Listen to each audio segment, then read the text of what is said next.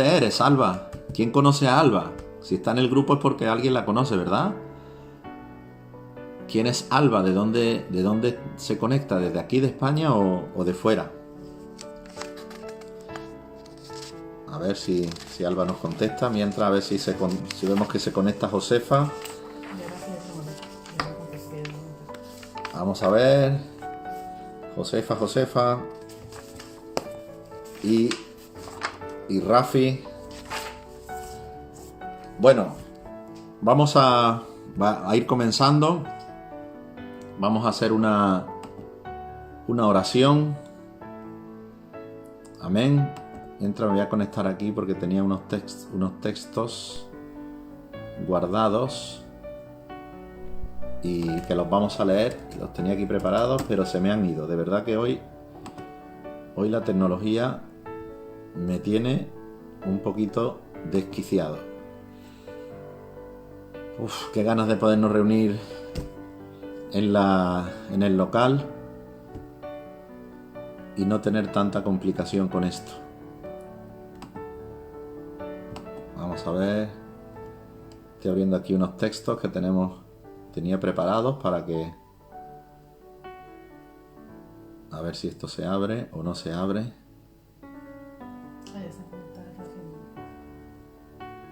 Ya está Rafi y Manuela por ahí, parece ser. Bueno, esto yo no sé, pero parece que también se está abriendo bien. Aquí ya veo yo un poquito más. Bueno, yo tenía aquí una serie de textos que los quería compartir en la pantalla también para que ustedes lo vieran. Alba es de Nicaragua. Ah, de Nicaragua. ¿Y quién conoce a Alba? Bueno, Alba, Dios te bendiga. Estamos contentos que estés aquí con nosotros desde Nicaragua. Y estamos orando mucho por Nicaragua para que el Señor tenga misericordia con todo lo que está pasando. Vamos a comenzar con una oración, amén. Yo creo que estamos todos ya prácticamente. Algunos pues se irán incorporando. Vamos a hacer una oración juntos, ahí donde estamos en casa. Vamos juntos a orar. Noemí Lobo se acaba de conectar. También, si nos dejas saber de dónde eres, de dónde nos estás viendo. No te conozco personalmente, pero sé que estás en el grupo. Seguro que conoces a alguien de los que están en el grupo. Así es que Dios te bendiga también, Noemí. Venga, vamos a orar. Padre, te doy gracias en esta tarde. Gracias, Señor, por tu presencia. Gracias por tu amor. Gracias por tu misericordia. Gracias, Señor, porque tú eres un Dios bueno. Tú eres un Dios, Señor, que conoce nuestros corazones, conoce nuestras limitaciones, conoce las circunstancias que nos rodean, conoce, Señor, todo lo que nos afecta, conoce, Señor, todo lo que nos sucede, conoce, Señor, nuestro carácter, conoces todo de nosotros, Señor, y en esta tarde venimos delante de ti, Señor, y ponemos nuestra vida delante de ti, Señor, ponemos nuestros corazones delante de ti, Padre, primeramente para pedirte que tú nos perdones, Señor, pedirte que tú nos limpies, Señor, todos nuestros pecados, todos nuestros errores, todas nuestras faltas. También te damos gracias, Señor, porque podemos estar contigo en medio de los momentos difíciles, no solamente cuando todo va bien, sino en estos momentos que estamos, Señor, pasando a nivel mundial esta situación, este problema sanitario, Señor. Tú estás con nosotros, Padre, y te pido, Señor, en este momento que tú, Señor, venga sobre cada uno de mis hermanos, sobre nuestras vidas, venga sobre nuestros corazones, Señor, sobre los que están conectados en sus casas. Te pido que tú los bendigas ahora, Señor, que estamos juntos, Señor, en este momento. Te pido, Señor, también para que tú traigas hambre y sed por tu palabra, Señor, que tú pongas en nosotros ese deseo, Señor, y te doy gracias por los hermanos que están esperando que llegue la hora, que están esperando que llegue el día para conectarse, para estar juntos compartiendo la palabra, como el día de ayer que estuvimos, Señor, juntos con la Santa Cena, celebrando tu resurrección, Señor, recordando el poder de tu resurrección, Padre, y hoy podemos seguir, Señor, sentados aquí alrededor de tu palabra, Señor, para conocer un poco más y seguir aprendiendo y compartiendo de ti, Señor. Padre, pongo en tus manos cada uno de los países que están representados, Señor, en esta reunión que tenemos. Aquí te pido por España, Señor, por Costa Rica, por Nicaragua, por Ecuador, cualquier otro país, Señor, representado, Señor, que estamos ahora reunidos, para que tú pongas tu mano guardando, Señor, a aquellos que están pasándolo mal, Señor, que tú pongas tu mano trayendo sanidad a aquellos que están enfermándose por este virus, Señor, pidiéndote también por aquellos que están en situación de crisis aguda, Señor, que no tienen a lo mejor casi ni qué comer, para que tú, Señor, hagas milagros, Señor, llevando, Señor, ese plato de comida allí donde lo están necesitando, Padre. Y guardando, Señor, te pedimos que guarde a nuestra familia, a la familia de mis hermanos, Señor, aquí en España y en otros países donde están, Señor, guárdalos, Padre, en el nombre de Jesús. Amén. Amén, gloria a Dios. Se ha incorporado mi suegra, estoy viendo ahí, Grace. Dios te bendiga, está ahí, ¿no? Dios te bendiga a ti también. Bueno, pues hoy vamos a compartir, vamos ya directamente a la palabra. Vamos a compartir el paso número 8 y si nos da tiempo... Noemí, bienvenida, Cuñis, cuñada de Jensi. Que Dios bendiga a Noemí. Hoy vamos a compartir, hacer el paso 8 y si nos da tiempo también el último tema, que es el tema de Naamán. No sé si lo habéis leído en la enseñanza, si habéis leído todo ya. Si nos da tiempo, si no se alarga mucho, pues vamos a ver también este tema de Naamán. Amén. Bueno, hoy vamos a hablar de este paso que se llama un encuentro que transforma. Un encuentro que transforma. Qué bendición poder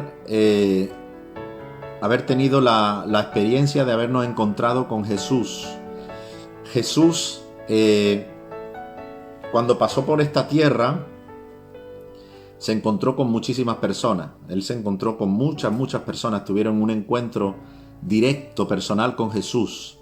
Pero no todos salieron de ese encuentro con Jesús, pues transformados como Jesús hubiera querido. Se me viene a la memoria, por ejemplo, tantos religiosos, tantos fariseos, que se encontraron con Jesús, pero que en lugar de ser transformados por él, lo que hicieron fue resistirse con sus razonamientos, con sus pensamientos, con sus ideas preconcebidas, con los conceptos que tenían en su mente. Se enfrentaron a Jesús y en lugar de salir transformados, pues salieron exactamente igual, porque no se dejaron transformar por Jesús. Pero toda persona que puede ser útil en el reino de Dios ha necesitado pasar por una transformación. Y qué duda cabe que Jesús es quien transforma la vida y transforma nuestros corazones.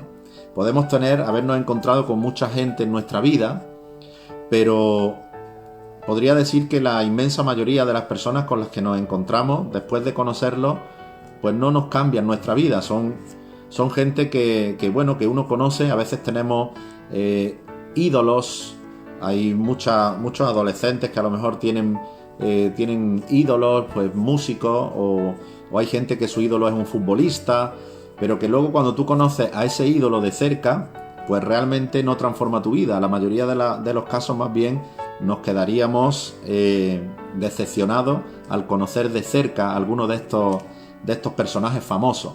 Pero lo que sí es verdad es que nadie que se encontró con Jesús salió igual de ese encuentro. O sea, Jesús transformaba las vidas. Algunos se resistían, pero no podían quedar impasibles. O sea, a Jesús o lo aceptabas y cambiaba tu vida, o querían crucificarlo como hicieron. Nadie podía salir de un encuentro con Jesús sin ser totalmente removido y sacudido. Si vemos en la enseñanza de esta semana, vemos que la vida de los hombres depende de un encuentro. Un encuentro con Dios cambia a las personas. Tú te has podido encontrar con muchísima gente, y incluso puede haber gente que te haya generado una especie de idolatría hacia ellos, que digas, wow, ¿cómo es esta persona? Pero lo que tenía Jesús es que él tenía la capacidad de no solo crear en los que estaba alrededor de ellos, crear esa expectativa, sino que Jesús iba más allá. Jesús transformaba las vidas de aquellos que se acercaban de aquellos que se acercaban a él.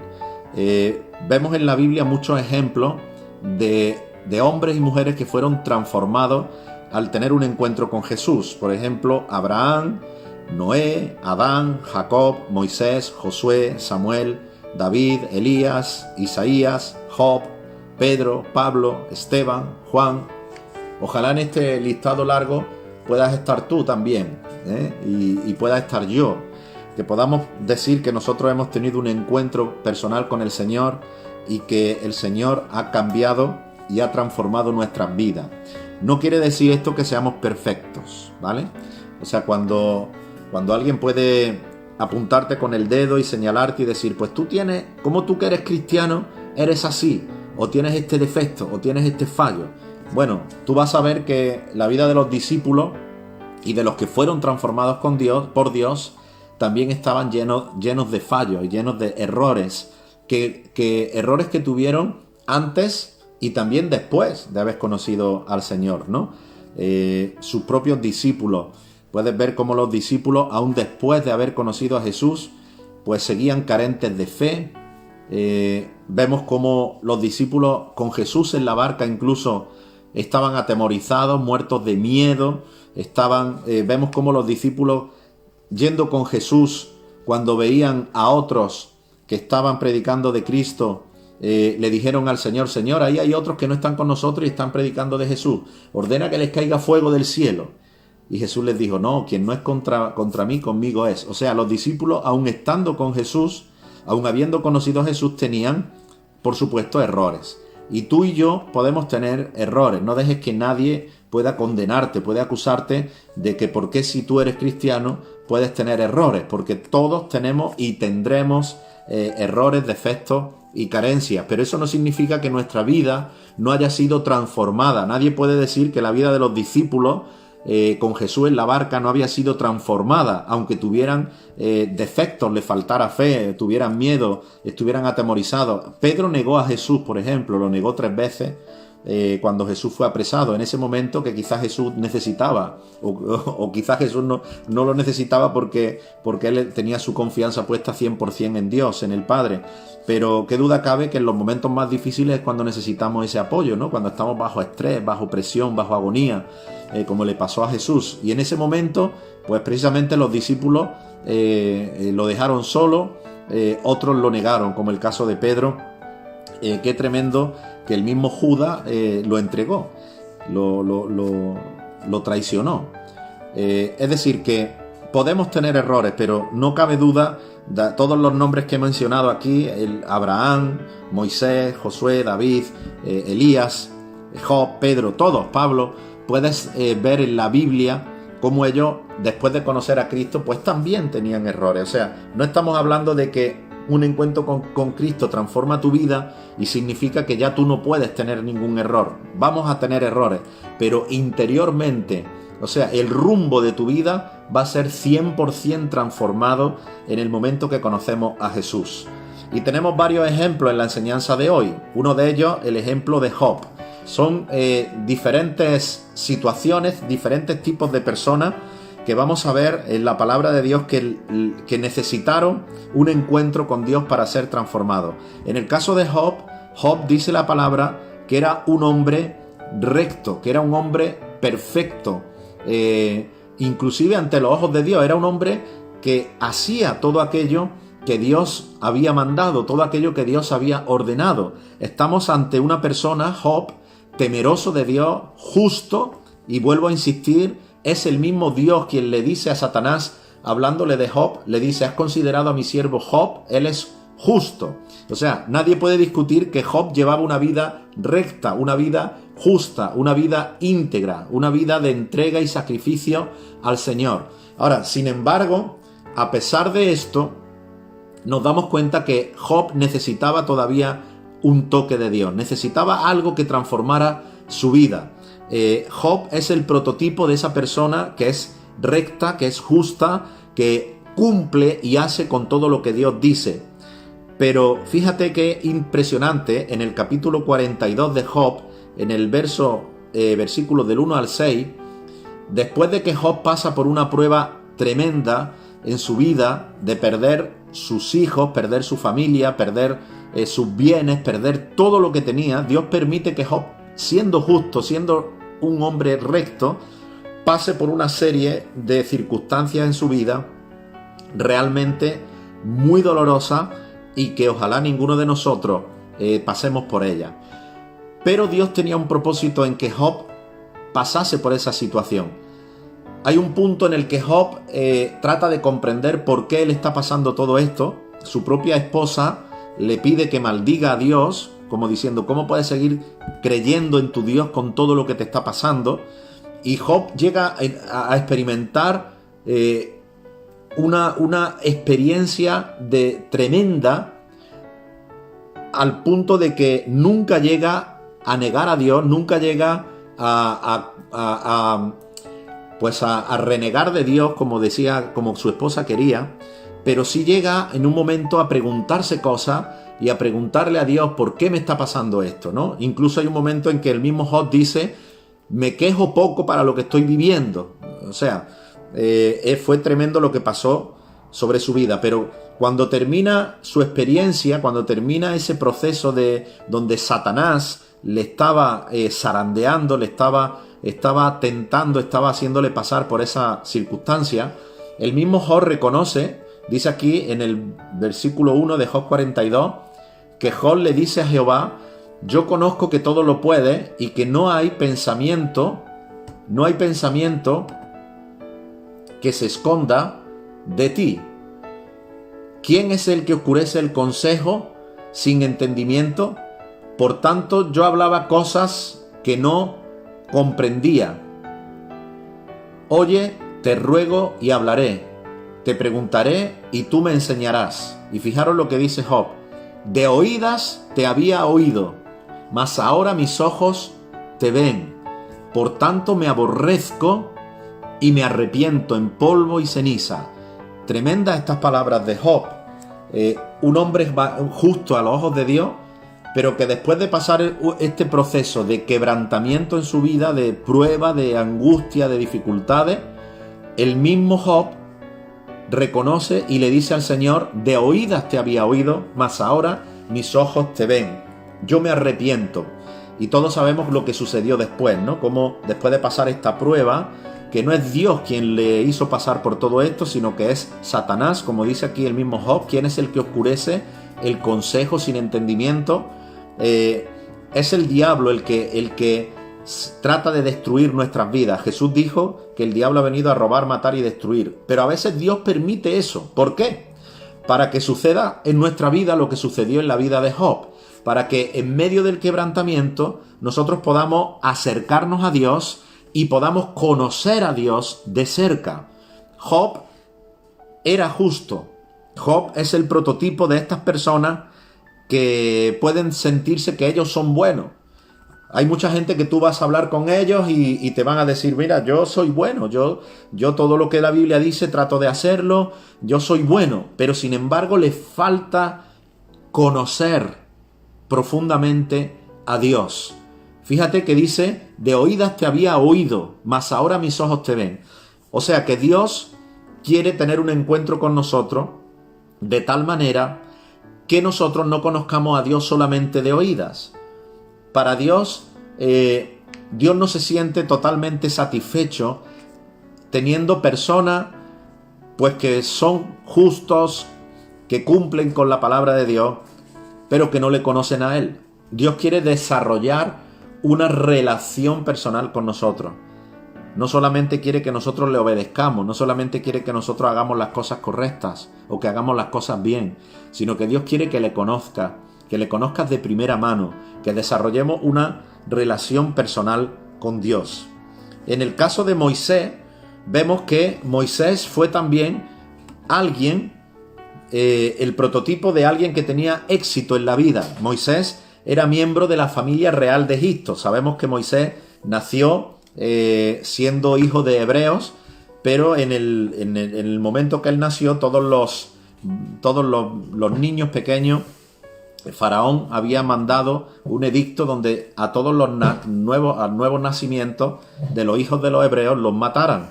Y entonces sabéis cómo Moisés fue puesto a salvo por su madre y la dejaron en un cestito en un río, llegando hasta el lugar donde vivía Faraón. Y Moisés fue adoptado y creció como un hombre miembro de la familia real de Egipto, como hijo del faraón. O sea, ¿quién podía tener mayor nivel que Moisés en aquel entonces en toda la tierra? En Egipto solo Faraón tenía más poder que Moisés, ¿no? El pueblo de Israel era un pueblo esclavizado en ese imperio egipcio, y Moisés creció con un éxito enorme. Era, imagínate, el hijo del faraón, ¿no? Miembro de la familia real, tenía títulos, tenía poder, tenía influencia, tenía grandes riquezas. Moisés aparentaba lo que era un hombre feliz, un hombre realizado, un hombre que tenía absolutamente de todo. Pero cuando Moisés conoce al verdadero Dios, su vida fue totalmente transformada. Vemos en el caso de Moisés, vemos a un hombre pues que no lo tuvo fácil.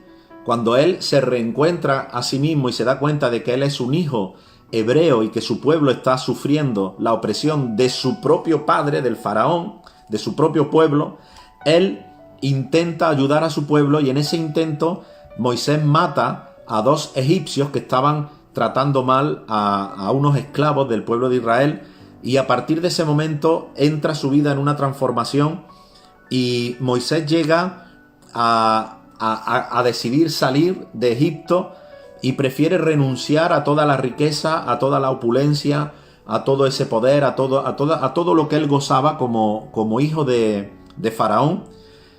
Y llega un momento en que él tiene un encuentro con el Señor en la zarza ardiendo. Todos conocéis la historia. Y ahí Dios transforma totalmente la vida de Moisés. Y ese Moisés, que quizá renunció a ese poder, renunció a todo lo que él tenía, a esa influencia, a esa riqueza. Fijaros cómo ese encuentro con Dios lo marca, lo transforma. ¿Qué habría sido de la vida de Moisés si él no hubiera dejado que Dios transformara su vida? Si él hubiera seguido pues ahí tranquilo, viendo cómo el pueblo de Israel sufría, y si él hubiera seguido tranquilo esperando heredar el reino de su padre. Bueno, quizá Dios hubiera levantado a otro libertador, que no sería Moisés, y quizá el faraón que murió anegado en el Mar Rojo, quizá el mismo faraón habría sido anegado y el mismo Moisés quizá habría muerto en ese momento. Sin embargo, Dios transforma la vida de Moisés, El cambio y la transformación de Moisés se produce en un encuentro personal con Dios en la zarza. Vemos el caso de la vida de Pedro, el apóstol Pedro, que antes de conocer a Jesús incluso tenía otro nombre. Él se llamaba Simón. Simón significa junco que es llevado por el viento. O sea, Simón representaba, porque en los tiempos bíblicos, en la Biblia vas a ver que el nombre que tenían las personas hablaba mucho acerca de la condición de esa persona. Pedro tenía este nombre, junco, llevado por el viento. O sea, era alguien que no tenía un destino en su vida. Era llevado de aquí a allá como el viento puede llevar una hierba. Eso revelaba su personalidad. Era alguien cambiante, era una persona de doble ánimo, era alguien influenciable, era alguien débil interiormente. Pero cuando Pedro tiene el encuentro con Jesús, Jesús lo transforma totalmente. Incluso Cristo cambió su nombre y cambió su carácter. Dejó de llamarse Simón. Jesús le dijo: ya no te llamarás más Simón, ahora te llamarás Pedro. Todos conocéis y recordáis esa historia. Te llamarás Pedro. Pedro, el significado de Pedro es todo lo contrario al significado de Simón. Si bien Simón es un junco llevado por el viento, Pedro significa piedra, es decir, algo que es sólido, algo que es firme y en lo que se puede confiar. Jesús le dijo a Simón en Juan capítulo 1 verso 42, mirándolo al rostro, mirándolo cara a cara, cuando tuvo ese encuentro con Simón, Jesús le dijo: tú eres Simón, hijo de Jonás, pero serás llamado Cefas, que quiere decir Pedro. Es decir, vas a ser transformado, Pedro, vas a dejar de ser alguien inestable para convertirte en alguien sólido, firme y confiable. Así que este hombre, Pedro, impulsivo, impetuoso, llegó a predicar el primer mensaje en la iglesia cristiana el día de Pentecostés, donde fueron transformados y entregados al Señor más de 3.000 almas en un solo día. O sea, Dios cogió la vida de Simón y la transformó totalmente en alguien no solo firme, sino tan firme que llegó a dar su vida por el propio Cristo. Ese Pedro que había negado a Jesús se transforma ese Simón se transforma en un Pedro que entrega su vida hasta el final. Hay una transformación. Vemos el caso de Pablo. Pablo es otro prototipo. Pablo era alguien legalista, era alguien riguroso, era un joven emprendedor, visionario, lleno de coraje, lleno de fuerza. Su personalidad debe de haber sido la de un hombre tosco, enojado, exigente. Era alguien que no andaba a media. De hecho, él fue alguien que llegó a ser un asesino y perseguía a los cristianos, porque él era un religioso de su época, legalista, fariseo, y cuando se levanta la iglesia cristiana, él piensa que los cristianos eran unos herejes, y entonces él se lanza contra ellos, los persigue, los arresta. Incluso el primer mártir de la iglesia, que fue Esteban, discípulo de Jesús, uno de los discípulos que más maravillosos que había en el principio de la iglesia, pues dice que Pablo consintió en la muerte de Esteban. O sea, él era el perseguidor. La mayor amenaza que había sobre la iglesia en los primeros tiempos se llamaba Saulo. Era el que luego fue transformado por Pablo. También le cambió Jesús el nombre. Bueno, pues dice la palabra de Dios que él tuvo un encuentro con Jesús. ¿Qué es lo que transformó la vida de Saulo en Pablo? Pues no fue otra cosa que un encuentro con Jesús. En este caso, Saulo iba camino a Damasco persiguiendo a los cristianos. Él llevaba cartas para llegar a Damasco y empezar a apresar a todos los creyentes y llevárselos, arrestarlos y quizá incluso matarlos. Bueno, pues en el camino a Damasco se le aparece Jesús. Y Saulo ve a Jesús literalmente y oye directamente las palabras de Jesús: Saulo, ¿por qué me persigue? Dura cosa te das golpes sobre el aguijón. Y ahí viene, en Hechos capítulo 9, tienes cómo narra la conversión de este hombre, de Saulo. A tal punto lo transforma el Señor que solo 3 días después de encontrarse con Jesús, sabéis que llegó a Damasco ciego. Por ese encuentro con Jesús lo dejó ciego, se alojó en una casa y sabéis que estuvo 3 días sin comer, orando, y Dios se le mostró a un discípulo llamado Ananías y le dijo: ve a donde está Pablo. Ananías llega a donde está Pablo, le dice: Pablo, el Señor me ha hablado en visión, me ha dicho que venga a este lugar, que ore por ti y serás lleno del Espíritu Santo. Y entonces vemos cómo Ananías es usado por Dios para orar por Pablo, y en ese momento Pablo recobra la visión, es lleno del Espíritu Santo, es bautizado. Inmediatamente dice la Biblia que comenzó a predicar el Evangelio, a predicar en la sinagoga, a predicar en todos lados. Los cristianos confundidos diciendo: pero este no es Saulo, el que nuestro mayor perseguidor. Ni siquiera se fiaban. Cuando luego Saulo es llevado a Jerusalén, los discípulos no se atrevían a recibirlo porque pensaban que él quería matarlo. Solo Bernabé se atrevió a acercarse a Saulo y él lo presentó a los discípulos y les dijo: no, este Saulo que vosotros conocéis es otro totalmente al Saulo que vosotros habéis oído hablar de él. O sea, Pablo fue totalmente transformado por Jesús. En un encuentro así, en el camino a Damasco, Saulo fue totalmente transformado. Podemos hablar de Abraham. ¿Qué podemos decir de Abraham? Era un viejecito ya, casado con una anciana que era estéril. Pero Dios se encuentra con Abraham y le dice: de ti haré una gran nación. Y ese encuentro de Dios con Abraham transforma la vida de Abraham. El encuentro de Dios con Abraham es un encuentro en el que Dios le da a Abraham una palabra y le da una promesa. Le dice: de ti haré una nación grande. será como el polvo de las estrellas, será como la arena del mar. De tu descendencia vendrá la salvación para todas las naciones. O sea, Dios tiene un encuentro con Abraham y en ese encuentro Dios le da una palabra.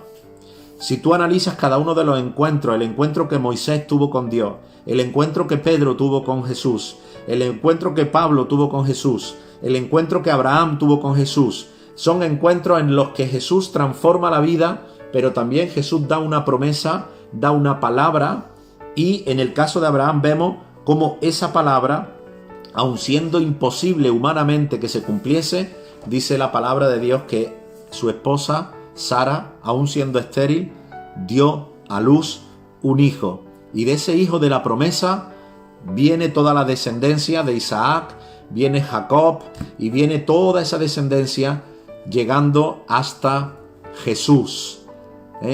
Y de ahí nace, pues como ya sabemos, la salvación para todas las naciones. Amén.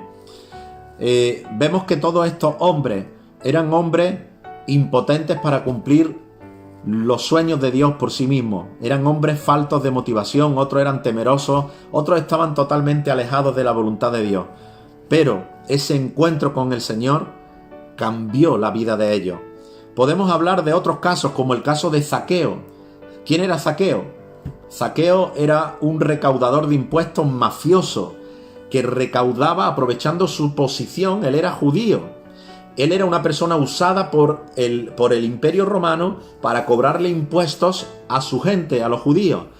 Pero Zaqueo utilizaba esa posición para crear un entramado donde él mandaba a otros recaudadores de impuestos y él los corrompía y los coaccionaba para que recaudaran muchísimo más, para que extorsionaran al pueblo, y así de esa manera Zaqueo fue amasando una fortuna injusta y corrupta. Y por eso todo el pueblo judío de Israel odiaban a personas como Zaqueo, y más a él, que era el jefe de los recaudadores de impuestos. Si ya los recaudadores de impuestos eran ya de por sí gente que engañaba y que coaccionaba y que robaban, imagínate este que era el jefe de ellos, ¿no? Bueno, pues él tuvo un encuentro con Jesús. Nosotros cantamos una canción que dice: como Zaqueo yo quiero subir lo más alto, recordando a cómo Zaqueo subió a una higuera porque él era bajito, y subió a una higuera porque se le despertó un interés por conocer, por ver de cerca a Jesús. Él había oído hablar de Jesús, de todo lo que Jesús hacía. Jesús se llegó a convertir en alguien famosísimo y Zaqueo había una inquietud en su corazón, y como era bajito, pues se apresuró antes de que los demás salieran al encuentro de Jesús, y él se subió a esa higuera para cuando Jesús pasara él poderlo ver. Y todos sabemos esa historia donde Jesús miró a Zaqueo y le dijo: Zaqueo, quiero estar hoy en tu casa. Jesús fue a la casa de Zaqueo, y cuando Jesús tiene ese encuentro con Zaqueo, Zaqueo lo cambió y lo transformó. Una persona ruin, corrupta, una persona avariciosa, en un instante dice que se transformó en una persona dadivosa, y orientada hacia los necesitados. Él mismo dijo, ¿cómo sabemos que Zaqueo se entregó a Jesús? Porque él mismo dijo: a todos los que le he robado les voy a devolver lo que le he robado, y se lo voy a devolver multiplicado por 4. Y a los pobres voy a repartir mi riqueza con ellos. O sea, un encuentro con Jesús transformó la vida de Zaqueo. Y María Magdalena, que aún tuvieron que sacarle 7 demonios, una persona que vivía endemoniada, una mujer endemoniada, pero que el encuentro con Jesús la liberó a tal punto que cuando Jesús resucitó, la primera persona que vio a Jesús fue María Magdalena. Muchos otros experimentaron cambios en su vida por un encuentro con la presencia del Espíritu Santo. Por ejemplo, Bartimeo, el ciego, ¿recordáis? Cuando él escuchó que Jesús venía y desde su lugar gritaba y gritaba: Jesús, hijo de David, ten misericordia de mí. Ese hombre conoció a Jesús y fue transformado, pasó de ser un ciego de nacimiento a ser una persona que veía. ¿Cómo no cambiaría la vida de Bartimeo? María, la madre de Jesús, cuando el Señor le habló a través del arcángel Gabriel y le dijo que serás la madre de Jesús, del Salvador, un encuentro con Dios transformó para siempre la vida de María. La vida de Zacarías, el padre de Juan el Bautista, que dice que por costumbre entró al templo a servir como sacerdote, según la costumbre, pero ahí se encontró, tuvo una visión de un ángel que lo dejó mudo por 9 meses hasta que nació su hijo Juan el Bautista, y ahí recobró de nuevo el habla. Fue transformado totalmente Zacarías, el padre de Juan. Los discípulos, Mateo, Lázaro, imagínate, Lázaro que aún fue resucitado y salió del sepulcro, los 12 apóstoles, sus vidas fueron transformadas para siempre. Los 120 que recibieron el bautismo en el Espíritu Santo en el día de Pentecostés, o los 3000 que se entregaron a Cristo el día en que Pedro, el día de Pentecostés, predicó el Evangelio. Y no solo ellos, sino los que se fueron entregando a Jesús después, y los que fueron teniendo un encuentro con Jesús después, como el caso, por ejemplo, de Cornelio. Cómo fue transformada la vida de Cornelio, de toda su familia, cuando Pedro llegó a su casa y le predicó el Evangelio. Podemos ver cómo fue transformada la vida de tantas y tantas personas, donde Pablo, Silas o Pablo con Bernabé llegaron y predicaron el Evangelio. Cuántas personas fueron transformadas, aún cuántos fueron sanados por los mismos discípulos. Recordad, por ejemplo, Pedro, cómo resucitó también a Dorcas, esta mujer, esta discípula, que era una discípula fiel y que había muerto, y cómo Pedro la resucitó. Cuántos han sido transformados, pero no solamente en los tiempos bíblicos, sino hasta el día de hoy. Tu vida, ¿cuándo fue transformada? Cuando tuviste un encuentro personal con Jesús. ¿Por qué nuestra iglesia aquí en Carmona, yo sentí poner en su día el nombre Encuentro con Jesús? Porque entiendo que lo único que puede transformar la vida de las personas es tener un encuentro verdadero con Jesús. Porque la religión no transformará ni cambiará la vida absolutamente de nadie. La religión puede hacer que una persona externamente o en apariencia pueda ser buena, pueda parecer que hace obras buenas, pero la verdadera transformación, la transformación interior, la que nos abre el entendimiento para tener una relación con Dios, la transformación que genera verdadera hambre por la palabra de Dios, la transformación que nos puede unir al Espíritu Santo, la transformación que nos puede hacer anhelar la presencia de Dios, la transformación que nos puede hacer sensibles a la voz del Espíritu Santo. Esa transformación solo puede venir con un encuentro personal con Jesucristo. Hoy en día ese encuentro se realiza por medio del Espíritu Santo. Jesús dijo, yo me voy. Ahora, ¿cómo podemos tener un encuentro con Jesús? Ahora no es como los discípulos. No podemos estar esperando a ver si Jesús viene caminando y entra en Carmona o en Sevilla o en Costa Rica o en San José o en Managua. Ya Jesús no va a ir caminando. Ahora Jesús va a actuar y está actuando a través de su Espíritu Santo. El Espíritu Santo que está en todo lugar. El Espíritu Santo que está cerca de cada persona para transformar nuestras vidas. Un encuentro con el Espíritu Santo es un encuentro con Jesús. Porque Jesús dijo que el Espíritu Santo tomará de lo mío y os lo hará saber. Todo lo que tiene el Padre es mío, dijo Jesús. Y el Espíritu Santo tomará de lo mío y os lo hará saber. Y os revelará todas las cosas y os guiará a toda la verdad. Hoy la iglesia hemos sido transformados por una experiencia personal con Cristo a través del Espíritu Santo. Y la iglesia, si queremos transformar la vida de otras personas, no podemos hacerlo simplemente diciéndole que cumplan con las ordenanzas, con lo que está escrito. Lo que transformará a las personas y lo que les hará amar la palabra de Dios y querer vivir la palabra de Dios es un encuentro con Jesús. No es al contrario, no es que la persona primero se convenza, porque a veces cuando predicamos del Evangelio a alguien queremos que entienda y que después de que entienda se va a entregar a Cristo. Sin embargo, no es así. Jesús dijo que el Espíritu Santo os convencerá de justicia, de pecado y de juicio. Es el Espíritu, es el encuentro con Dios lo que va a hacer cambiar a la persona. No es el encuentro contigo, no es el encuentro con tu inteligencia, no es el encuentro con tu enseñanza. Lo que hará cambiar o entregarse o transformarse la vida de la gente. Es un encuentro con el Espíritu Santo. Por tanto, el reto que nosotros tenemos como hijos de Dios es ser llenos del Espíritu Santo. Porque Jesús le dijo a los discípulos, si los discípulos ya sabían, conocían las enseñanzas de Jesús, conocían la doctrina de Jesús, conocían todo acerca de Jesús, habían convivido con Jesús personalmente durante 3 años, de día y de noche, lo habían visto dormir, despertarse, predicar, enseñar, sanar, orar, lo habían visto incluso hablando con Moisés y con Elías, en una experiencia espiritual en oración. Todo lo sabían, pero Jesús les dijo esperarse. No vayáis, después de resucitarse, le aparece a los discípulos y les dice, bueno, ya evidentemente los discípulos no solo sabían todo, ya habían visto a Jesús resucitado.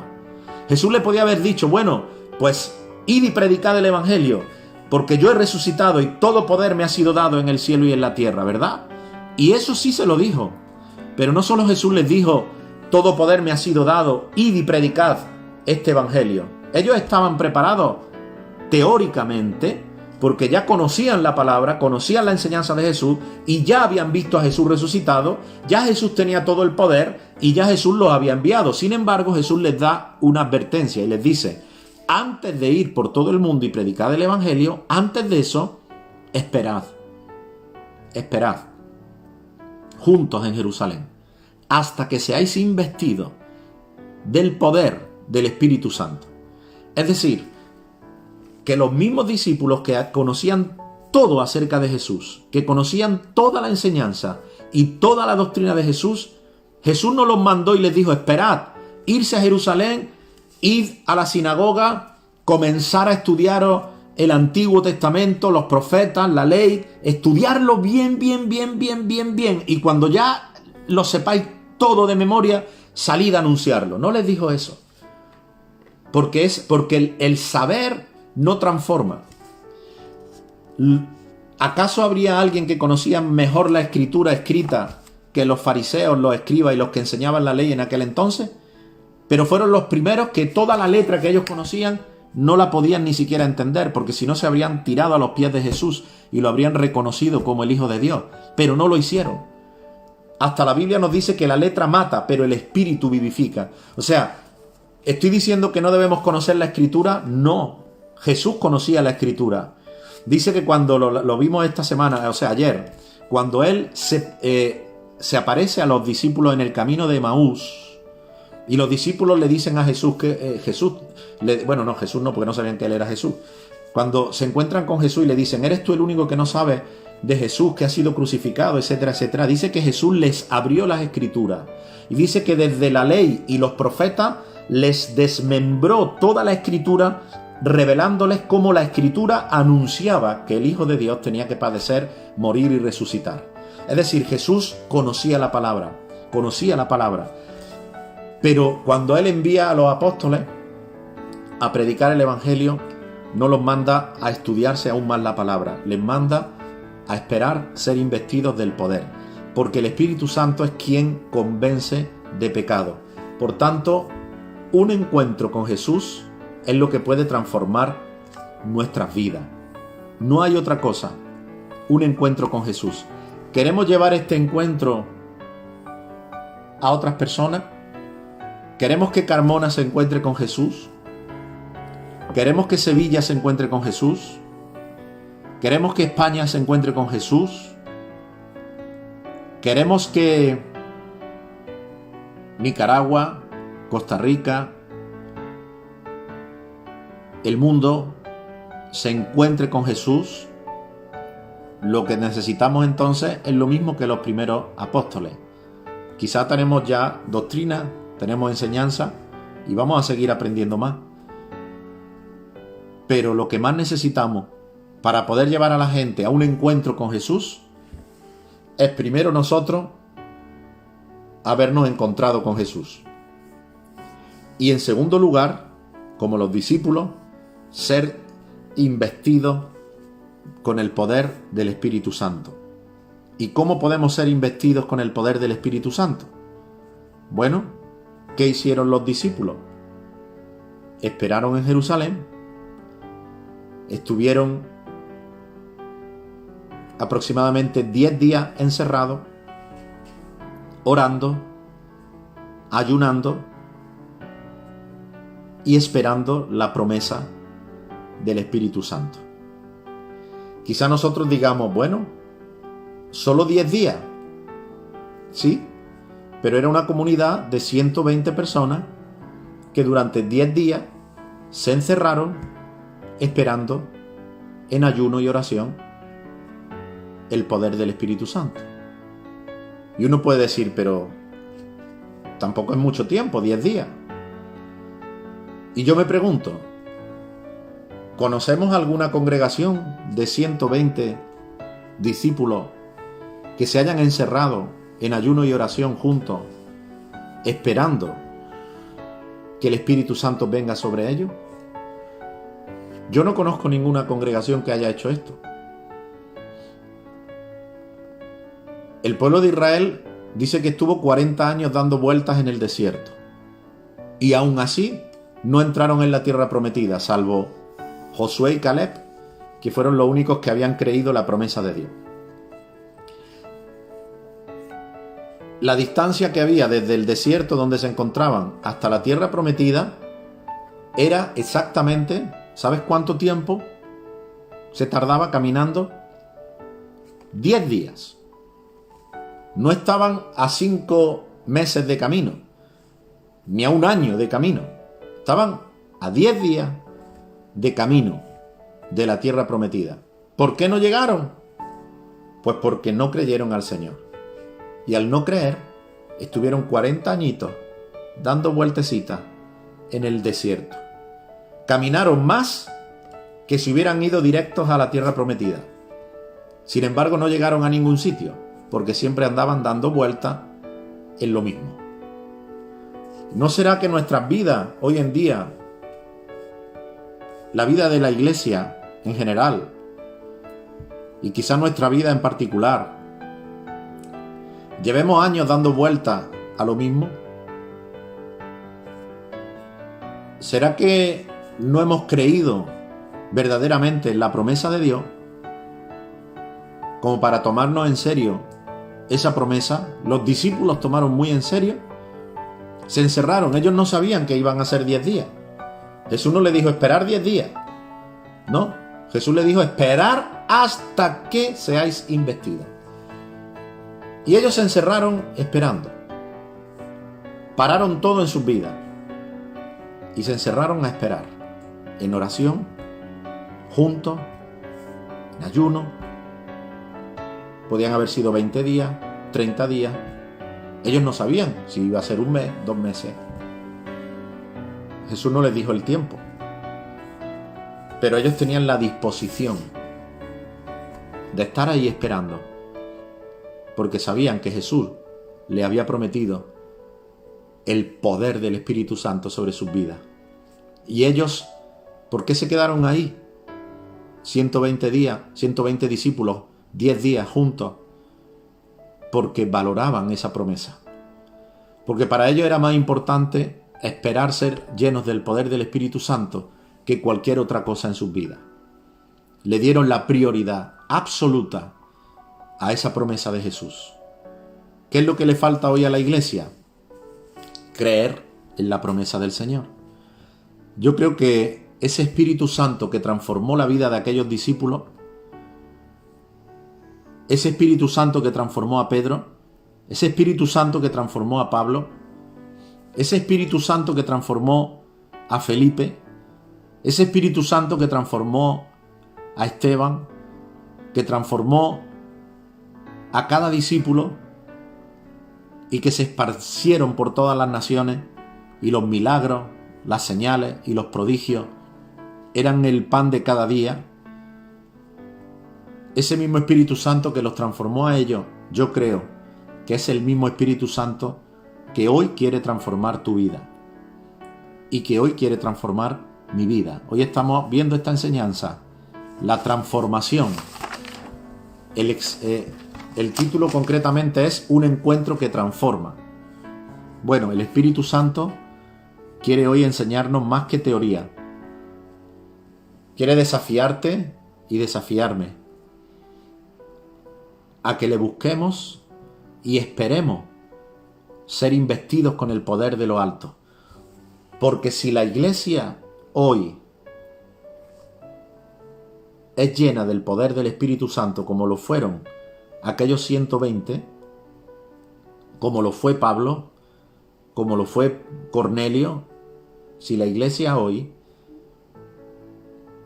somos llenos del Espíritu Santo y del poder del Espíritu Santo, no me cabe duda de que podremos llevar al mundo entero a un encuentro verdadero con Jesús. El mismo Pablo dijo: yo no estuve predicando con palabras persuasivas de sabiduría humana, sino que estuve entre vosotros con demostración del Espíritu y del poder de Dios. Analicemos la vida de cada uno de los discípulos que vemos en la Biblia. No eran perfectos, cometían errores, a veces choques de carácter bien fuertes. Pablo mismo tuvo un choque tremendo con Juan Marcos y se separó de Silas por ese enfrentamiento. Pedro y Pablo tuvieron un choque también por cierta hipocresía que había en la vida de Pedro. Pedro tuvo hipocresía. O sea, si vemos la palabra de Dios, vas a encontrar que ningún discípulo era perfecto. Lo que estamos carentes hoy en día no es de perfección. Si el Espíritu Santo no usa nuestra vida poderosamente, no es porque no somos perfectos. Pero si Dios usó la vida de estos siervos de Dios, es porque anhelaron y buscaron la presencia del Espíritu. Mira la vida de Pedro. Vas a ver que era una vida en constante oración y ayuno. Mira la vida de los apóstoles. Cuando la iglesia comenzó a crecer, dijeron: nombremos diáconos para que ellos atiendan a las personas, las viudas que tienen necesidad. Porque era una iglesia que abastecía la necesidad. Pero los apóstoles no perdían ni un segundo en eso. Se ocuparon de nombrar a otras personas que pudieran hacerse cargo de estos trabajos que había que hacer. Pero ellos decían: nosotros tenemos que persistir en la palabra y en la oración. Dios está buscando hombres y mujeres. Mucha gente piensa que servir las mesas como de las viudas, servir en lo material, muchos piensan que es mucho más loable que servir en lo espiritual. Pero hermano, si no hay un mover del Espíritu, la iglesia no va a poder llegar ni siquiera a abastecer la necesidad material del ser humano. Todo parte de un encuentro con el Señor y todo parte de ser llenos del Espíritu Santo. Los apóstoles estaban viendo una explosión de avivamiento a tal calibre que aún dar de comer a las viudas griegas y judías se estaba convirtiendo ya en un trabajo impresionante. Ellos dijeron: nombremos diáconos, que ellos sirvan en las mesas y nosotros dediquémonos a aquello que ha hecho posible que este movimiento crezca, que es la palabra y la oración. Y Dios está buscando hoy más que nunca hombres y mujeres que le digan sí y que quieran entregar sus vidas a la palabra y a la oración. Hombres y mujeres que puedan entregar sus vidas a la oración, al ayuno, a la palabra, para que Dios pueda venir sobre esos hombres y mujeres, que el poder de lo alto pueda caer sobre ellos y pueda traer visión, pueda traer palabra, pueda traer su voluntad, pueda traer su gloria, y de esa manera haya una explosión de hombres y mujeres que se encuentren con el Señor para ser también transformados por Él. Y en este momento me gustaría que oremos juntos. el último pasito aquí que habla de Naamán, y habla de la experiencia de Naamán, es muy interesante. Pero esto léanlo ustedes tranquilos en casa, porque no es como para una lección. Léanlo, si no lo han leído, vean cómo Dios quiere tratar con nuestros pecados. Y la semana que viene empezaremos una enseñanza diferente que os la haré llegar de diversas maneras. Amén. Pero en este momento me gustaría cerrar con lo que acabo de compartirte, que creo es el deseo del corazón de Dios. Dios está cansado de cristianos que jugamos al cristianismo y que damos vueltas en el desierto de nuestra vida continuamente, desgastándonos más, cansándonos más, caminando más y trabajando más de lo que nos costaría llegar a la tierra prometida. Pero necesitamos enfocarnos en lo que Dios está en este momento hablándonos. Yo creo que si Dios ha permitido encerrar a la iglesia en nuestras casas, no es para que sigamos en nuestra casa dando vueltas en un desierto. Dios quiere y está llamando a hombres y mujeres. Hemos visto varios casos aquí, hemos visto casos de personas como Job, como Pedro, como Zaqueo, algunos de una manera, otros de otra. ¿Por qué? Porque para Dios hacer algo grande contigo, para Él no es relevante, no es importante ni necesario tu condición, ni tu inteligencia, ni tu conocimiento, ni tu preparación teológica, ni tu clase social, ni tu aspecto físico. Dios no necesita absolutamente nada de ti. Tú necesitas absolutamente todo de Dios.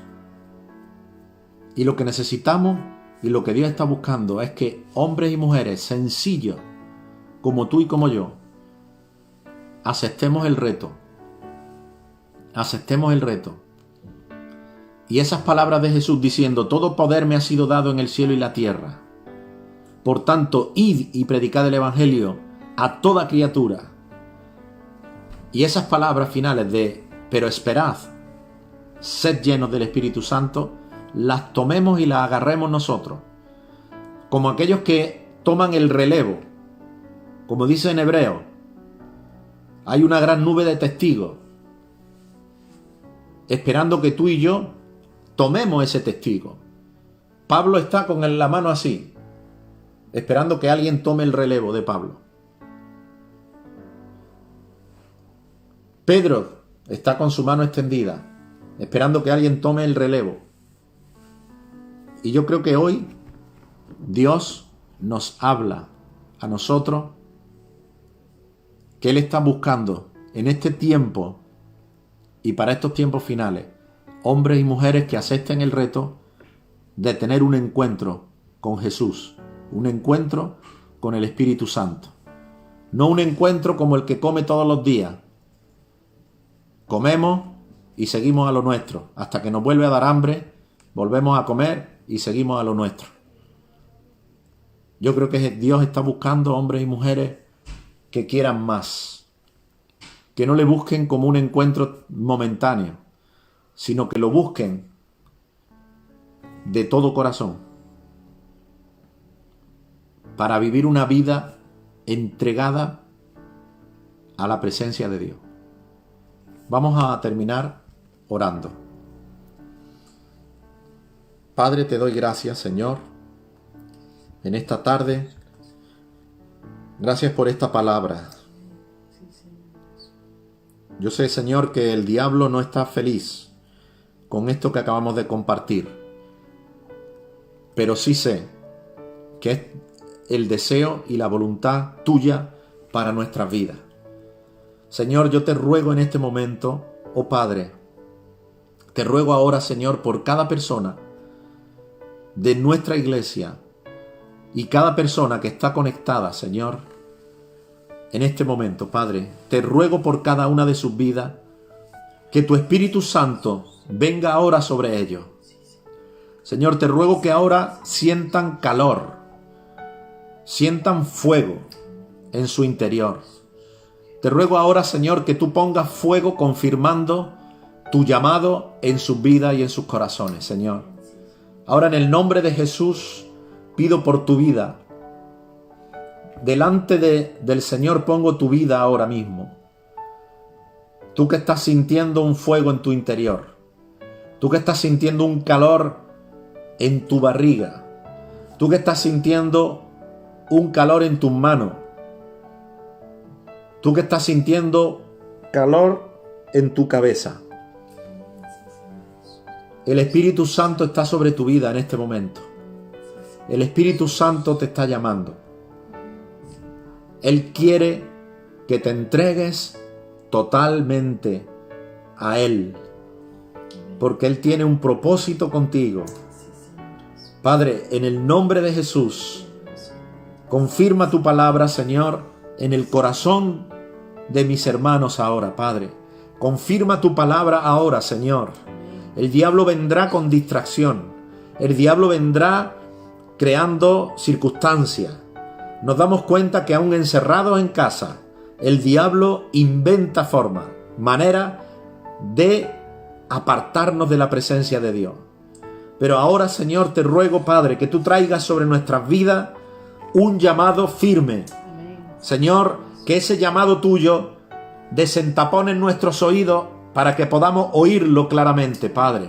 Señor, ahora en el nombre de Jesús, te doy gracias por esta iglesia.